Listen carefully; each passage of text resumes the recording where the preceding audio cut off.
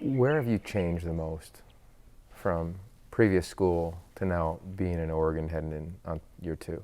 I think I've changed the most, off the field, like in the locker room, like as a teammate and as a leader. I don't have to go out there and win it by myself. I have a whole team that's out here, and they're gonna have my back, and it's easy to play like that. We have this old photo of you on signing day in high school. You're signing your letter of intent and you're about to pursue this dream that you just described. What if I hit pause that day and I said, you know what? I'm gonna play college football for 5 years. But in your final year, you're gonna choose to come back to a school that happens to be as far away from Auburn as you could get. And you're also gonna be married and living in this place called Eugene, Oregon. What do you think that kid signing that letter of intent would have said? In a way, without knowing the future, he would have probably looked at what didn't go right. Probably would have been a little stunned and taken back for a second.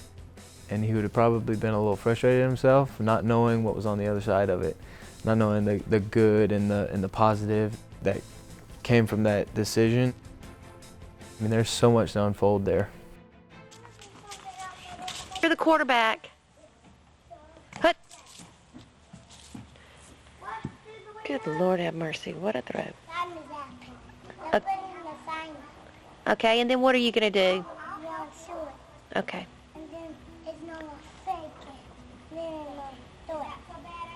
My initial college football dream was simply to play quarterback at Auburn and beat Alabama and win a national championship. High kick. Better than most Alabama kickers. Growing up, that's all I wanted to do. My dad got to do it, so that's kind of it gave me perspective that, maybe I could do it. Yes! Yes! When I started playing football, things kind of fell in line, and, I had an opportunity to go and play there, and had this goal, had this dream my whole entire life. I want to go pursue it and see what I can do.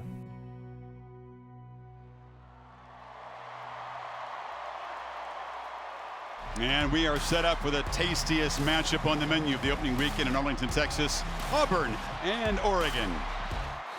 Patrick Nix, former Auburn quarterback, brings out his son and gets a little emotional. This is nice. And starting at quarterback for my Auburn Tigers, number 10, my son, Bo Nix. Patrick coached him in high school where they won a couple of state championships, Pinson Valley.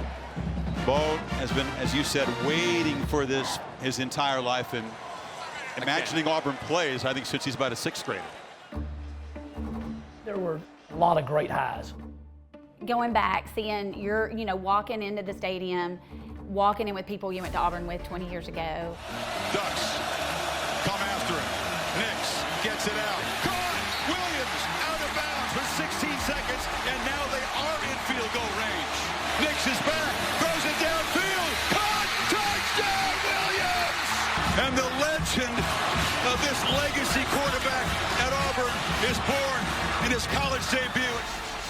Dead center, Patrick Nix, a quarterback in the 90s, coached his son Bo in high school, and knows that his kid has dreamt about this forever. They loved Bo after the Oregon game. First ever start, win. A comeback victory, a game-winning touchdown pass with 9 seconds to go in Bo Nix's college debut. I mean, it was like the best thing ever, and probably the worst thing that could ever happen to him. The writing was on the wall. I didn't feel what I was supposed to feel. He had that opportunity. He had the opportunity to go in there and play and have Tiger Walk and beat Alabama and play at LSU, play at the Swamp, go to a whiteout at Penn State. I mean, he had a chance to do all these fun things, and some of his best friend meet his wife. I mean, there's countless numbers of things. But at the end of the day, that time, okay, this season had passed. You just felt like it was time, and frankly, I wanted to go somewhere where I could win. I wanted to go somewhere where I could win a national championship. So wherever I went, that was my criteria. From then on, it was just like all roads led to Oregon, and very easy decision for me.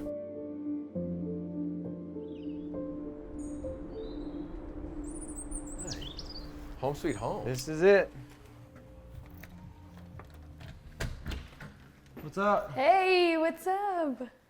Hi. Hey, how are you? Yogi. I'm Izzy. Nice to meet you. Nice to Learn meet a lot you about too. you. Welcome to Eugene. It was definitely a tough transition coming out here, but I knew when we got engaged that we could live anywhere, be anywhere, he could transfer, and so it's been great. I was ready for it. What did you notice about how he's changed, if he has, since he's been in UG?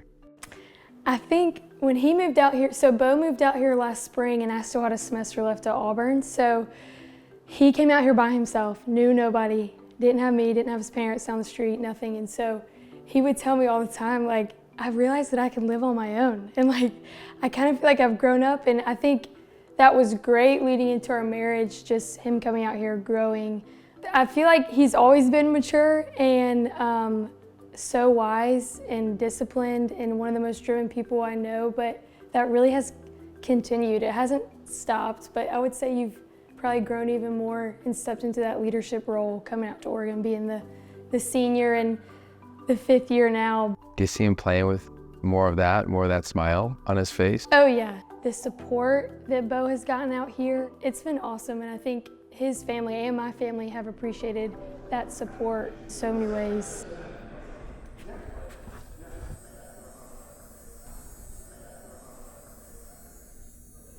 Upon arriving in Eugene, did it like take you a minute to look around and be like, yeah, like I live here now?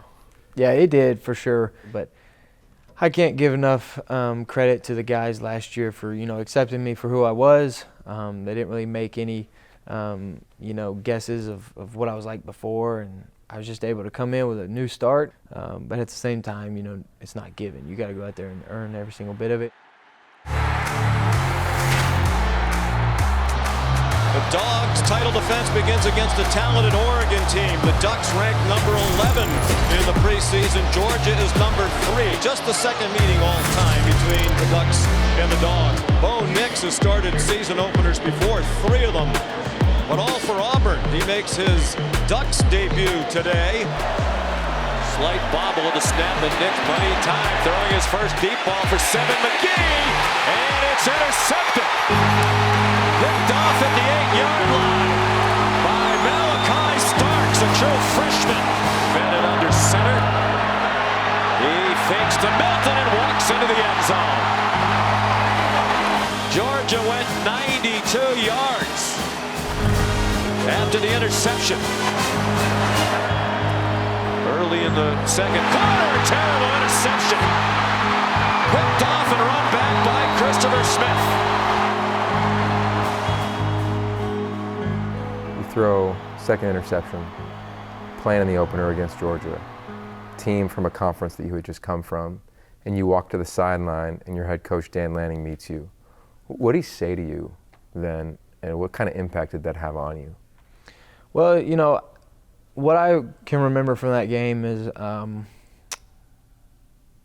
had never really had, a head coach like meet me out on the field and put his arm around me and just help me get through it. I don't remember the exact words. I remember, man, I love you. It's a small step. I know where we're headed. We're gonna learn from it, grow from it, and get better. And I think he just appreciated that it wasn't me sitting there, ripping his ass, and knowing that at the end of the day, I got his back. I knew what was being said. I knew what was going on. I knew the negativity that was going to start to settle in. I should be beating myself up right now. I don't even know if he intentionally knew he was doing it. Don't know if he made a point to do it, but that's just what I remember. And I was like, that was different. I left the Georgia game so mad at the game of football because are you serious? Just everything that this kid is going through. I walked out so mad, ill. He walked out so happy. But he said 3 things. Dan met him every time he walked off the field. And that just was good to happen. Hadn't happened in a while. Offensive lineman waiting on him. And walking in the tunnel, the Oregon body who we didn't know, not a one parent did we know. And they were standing up. And the SEC teams would be spitting on you. I mean, he would have been, and instead they were clapping. And I think that. And that was the moment he said he's going to be just fine. It's a run. It's Nix keeping his feet for the score. Nix, pump fake, takes off. Into the clear. Bo Nix. There he goes. He won't be caught. He's done it again. Over the middle, it's Franklin. Troy Franklin will take it to the house. Touchdown, Ducks. The school just gave me an opportunity to be myself again and to get out of the the spotlight of you're playing because your dad played here, or you're only doing it because you're an Auburn fan, or this or that. But now I can just go do it because I love playing quarterback. Nix play action, ready to chuck it down the field. Bo Nix to the end zone, dropped it in for Franklin. You want to be, in the foxhole together, and I think you're going to be a better team when you are. And Bo knew that it wasn't us, him, or it wasn't his individual responsibility for us to be a great team. He's a part of the process, right? He's a piece of the puzzle.